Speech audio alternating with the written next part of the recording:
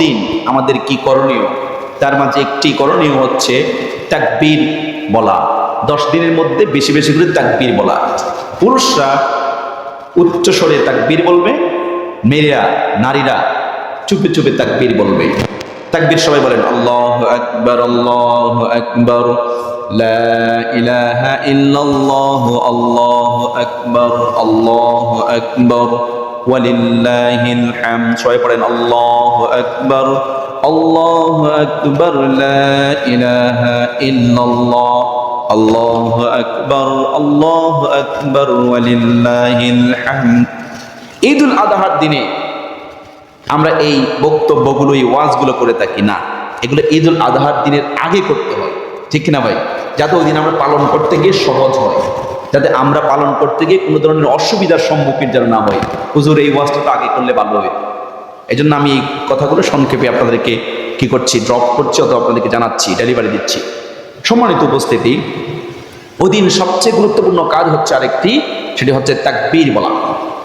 কি বলা ভাই? তাকবীর বলা। আমরা এই তাকবীরটি উচ্চ স্বরে বলব। এই তাকবীরটি আমাদেরকে 9 জিলহজ ফজর থেকে 12 জিলহজ আসর পর্যন্ত, এই সময়গুলো 13 জিলহজ আসর পর্যন্ত আমাদেরকে এই সময়টার মধ্যে কি করতে হবে? প্রত্যেক ফরজ নামাজের পরে এই তাকবীরগুলো বলতে হবে। কত ভাই? 9 জিলহজ ফজর থেকে 13 জিলহজ আসর পর্যন্ত। কারণ এটি পুরুষরা মসজিদের মধ্যে শব্দ করে সাউন্ড দিয়ে বলবে, আর মেয়েরা ফরজ নামাজের পরে বাসায় চুপে চুপে নিজে শুনতে পাই এরকম করে তাকবীরগুলো বলবে। কি বলবে? আল্লাহু আকবার, আল্লাহু আকবার, লা ইলাহা ইল্লাল্লাহ, আল্লাহু আকবার, আল্লাহু আকবার, ওয়ালিল্লাহিল হামদ। এই তাকবীরটা আমরা পড়বো ইনশাআল্লাহ। তারপরে আমাদের করণীয়, যতটুকু সম্ভব আমাদেরকে উত্তম পোশাক পরিধান করে, উত্তম মানে নতুন না, আমরা কিন্তু উত্তম মানে হয়ে গেছে এখন নতুন পোশাক পরা লাগবে না ভাই। আপনার কাছে যতটুকু পোশাক আছে সেটাকে ধুয়ে ওয়াশ করে আয়রন করে আপনি পরবেন, এটি হচ্ছে উত্তম পোশাক। সুগন্ধি মেখে আপনি কিছু না খেয়ে, আল্লাহ রাসূল সাল্লাল্লাহু আলাইহি ওয়াসাল্লাম বলেছেন ঈদুল আযহার দিনে রাসূল সাল্লাল্লাহু আলাইহি ওয়াসাল্লাম কিছু খেতেন না, না খেয়েই ঈদগাহের মাঠে দিকে রওনা দিতেন। এক রাস্তা দিয়ে আসতেন, আরেক রাস্তা দিয়ে যেতেন। এক রাস্তা দিয়ে আসার সময় তাকবীর বলতেন, আরেক রাস্তা দিয়ে যাওয়ার সময় তাকবীর বলে যেতেন। এই কাজগুলো আমাদেরকে ঈদুল আযহার দিনে করতে হবে। আরেকটি কাজ আমাদের করতে হবে, সেটি হচ্ছে আমি যেমনি করে কিছু জবাইকৃত পশু থেকে গোশত আমি খাবো, ঠিক তদ্রূপ আমি আমার প্রতিবেশী, আমার আত্মীয় স্বজন, এদের মাঝেও আমি বিলিয়ে দেব। গোশত 3 ভাগে ভাগ করার ক্ষেত্রে আপনি স্বাধীন, এটা আপনার উপর কেউ নির্ধারণ করে দিন এটি করতেই হবে, এরকম কোন নির্ধারণ কিন্তু ইসলাম থেকে একদম বাধ্যতামূলক করে দেওয়া হয়নি। সুতরাং আপনি স্বাধীনভাবে সেই গোশত নিয়ে যেমনি করে খাবেন, আপনার আত্মীয়, আপনার প্রতিবেশী, ফকির মিসকিনদেরকে আপনি বিলিয়ে দিবেন আপনার ইচ্ছে। আপনি চাইলে অর্ধেক গোশত মিলিয়ে দিতে পারেন, আর অর্ধেক আপনি খেতে পারেন। বুঝতে পেরেছেন কিনা? আপনি চাইলে পুরোটাও বিলিয়ে দিতে পারেন, আপনার ইচ্ছে। আপনি চাইলে পুরোটাও খাইতে পারেন, কিন্তু সুন্নত প্রক্রিয়া হচ্ছে এটাই, আপনি খাবেন কিন্তু আপনার পাশের মানুষ ঈদের দিন গোশত রান্না করবে না, এটি কখনো কোনো মুসলমানের কাজ হতে পারে না। সেই ব্যক্তি মুসলমান যেই ব্যক্তির প্রতিবেশী অভুক্ত থাকার পরে সেই প্রতিবেশীকে মুখে আহার বা খাবার তুলে দিয়ে আসে, আল্লাহ রাসূল সাল্লাল্লাহু আলাইহি ওয়াসাল্লাম বলছেন সেই সবচাইতে বড় উত্তম প্রতিবেশী, সেই সবচাইতে বেশি উত্তম মুসলমান, পৃথিবীর শ্রেষ্ঠ মুসলমান। তার পাশের প্রতিবেশী যদি হিন্দু হয়, বৌদ্ধ হয়, খ্রিস্টানও হয়, বিধর্মীয় হয়, তার ঘরে যদি খাবার না থাকে, আপনি মুসলমান হিসেবে সেই ফ্যামিলিতে খাবার দিয়ে আসা আপনার জন্য ওয়াজিব। আমরা এই কাজটি করি না, নিজে খাচ্ছি ভালো 2 বেলা 3 বেলা, কিন্তু আমার পাশের একজন ভাড়াটি, আমার পাশের একজন ভাই, আমার পাশের একজন প্রতিবেশী সেই মাসে 1 বেলাও গরুর গোশত খেতে পারে না, ঠিক কিনা ভাই? আছে কিনা এরকম?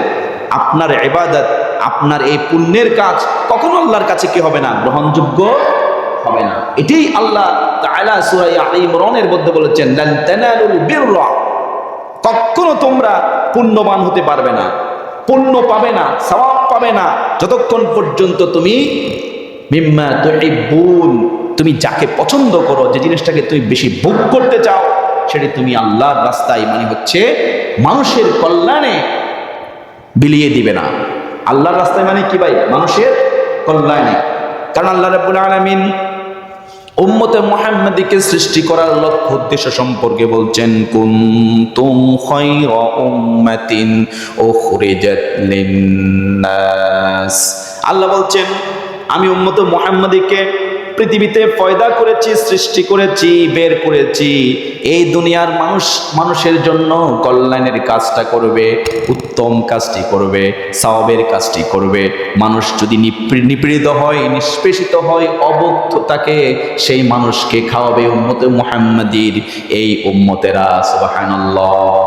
আমরা সেই কাজটি করার জন্য দুনিয়াতে আসছি, কিন্তু আমরা কেন জানি পুঁজিবাদী চিন্তা, সমাজতান্ত্রিক চিন্তা আমাদের মাঝে লালন করে করে আজকে নিজে হচ্ছে কোটিপতি, আর আমার পাশে একজন থাকছে বস্তিওয়ালা।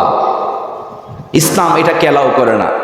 আপনি বড়লোক হচ্ছেন, ধনী হচ্ছেন, কিন্তু আপনার পাশের প্রতিবেশী গরিব থেকে যাচ্ছে, তাহলে আপনার ভিতরে ইসলাম প্র্যাকটিস করার মতো এখন কি হয় নাই? সৌভাগ্য হয় নাই।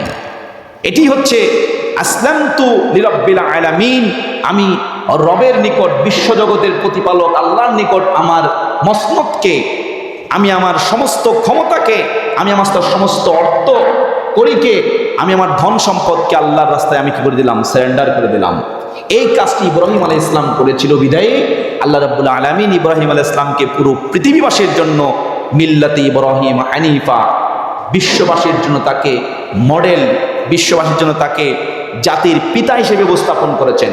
শুধু ইব্রাহিম আলাইহিস সালাম শুধুমাত্র মুসলমানদের জাতির পিতা নয়, পুরো বিশ্ব জাহানের যত মানুষ আগমন করবে সবার জন্য হচ্ছে ইব্রাহিম আলাইহিস সালাম জাতির পিতা।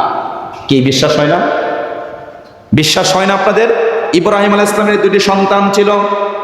একটি সন্তানের নাম হচ্ছে ইসমাইল, দ্বিতীয় সন্তানের নাম হচ্ছে ইসহাক। ইব্রাহিম আলাইহিস সালামের এই দুটি সন্তানের মাধ্যমে পৃথিবীতে আবার নতুন করে পৃথিবীর মানুষ আবাদ করতে শিখলো। নূহ আলাইহিস সালামের পরে পৃথিবী এক প্রকার ধ্বংস হয়ে গিয়েছিল। মানুষ বলতে পৃথিবীতে কেউ ছিল না। সালেহ আলাইহিস সালাম এসেও কিছুদিন পৃথিবীতে রাজত্ব করার পর প্রায় 200 বছর পৃথিবীতে কেউ মানুষের আনাগোনা এরকম ছিল না। কিন্তু ইব্রাহিম আলাইহিস সালামের মাধ্যমে মুসলিম জাতি, ইহুদি জাতি, খ্রিস্টান জাতি, এই সমস্ত জাতিগুলো কি হয়েছিল? নতুন করে উদ্ভব হয়েছিল। সুতরাং ইব্রাহিম আলাইহিস সালাম শুধু মুসলমান জাতির পিতা নয়, ইব্রাহিম আলাইহিস সালাম হচ্ছে পুরো বিশ্ব মানবতার, বিশ্বে যত মানুষ আগমন করবে, বনি আদম আসবে, সকলের জাতির পিতা হচ্ছে ইব্রাহিম আলাইহিস সালাম। আল্লাহু আকবার। এত বড় মডেল তিনি। সম্মানিত উপস্থিতি, সেই ইব্রাহিম আলাইহিস সালামের সুন্নাত আমরা কয়দিন পরেই ইনশাআল্লাহ অনুষ্ঠিত করব। আমরা সেই কাজ করব যে ইব্রাহিম আলাইহিস সালাম যে কাজ ইসমাঈল আলাইহিস সালামকে দিয়ে করেছিল।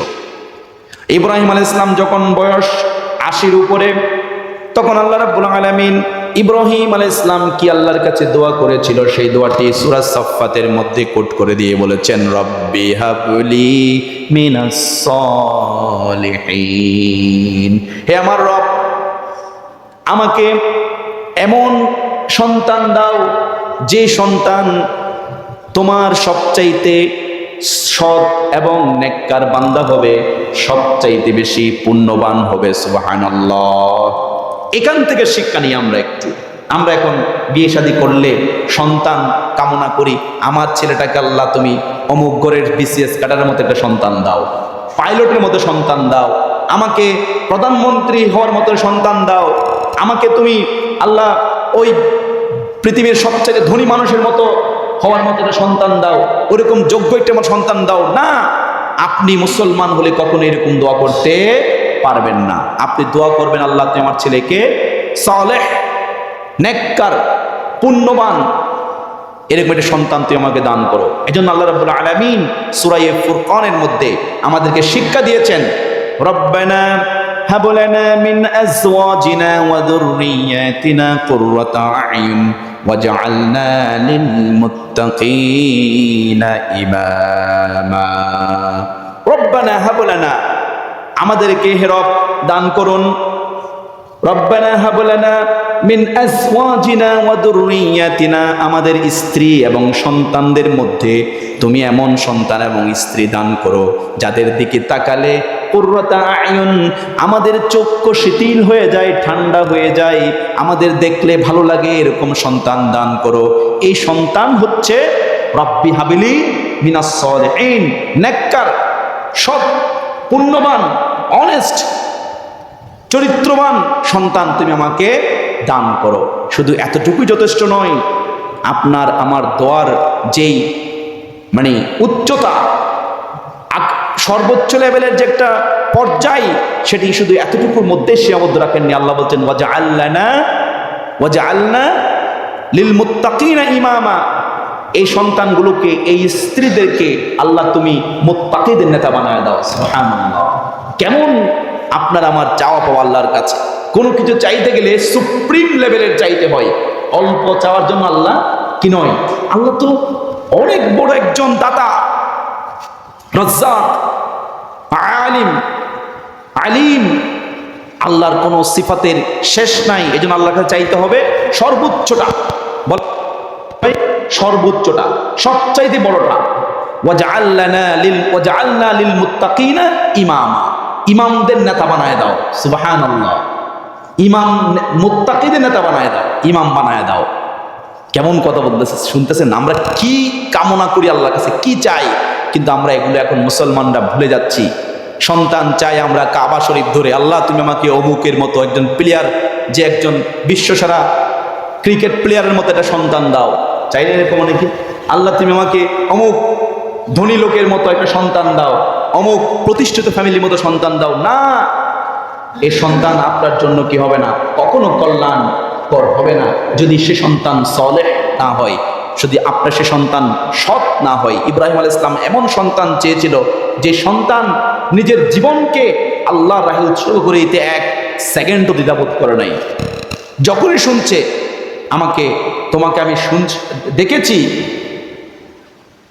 তোমাকে আমি দেখেছি যে জবে করছি, তখন ইসমাইল আলাইহিস সালামের উত্তর ছিল সাতাজিদুনি ইনশাআল্লাহ মিনাস সাবিরিন। তার মানে হচ্ছে, বাবা ইব্রাহিম, ও আমার বাবা, তুমি যা স্বপ্ন দেখেছো, নিশ্চয়ই ইনশাআল্লাহ আমাকে তুমি সবরকারীদের মধ্যে, ধৈর্যশীলদের কাতারে তুমি পাবা। সুবহানাল্লাহ। ধৈর্যশীল পাবা বলে নাই, ধৈর্যশীলদের অন্তর্ভুক্ত তুমি পাবা। তার মানে ধৈর্যশীল না, আমি ধৈর্যশীলদের অন্তর্ভুক্ত হব তুমি যদি আমাকে কি করো, তোমার রবের সেই নির্দেশ যদি পালন করতে যাও। সুবহানাল্লাহ।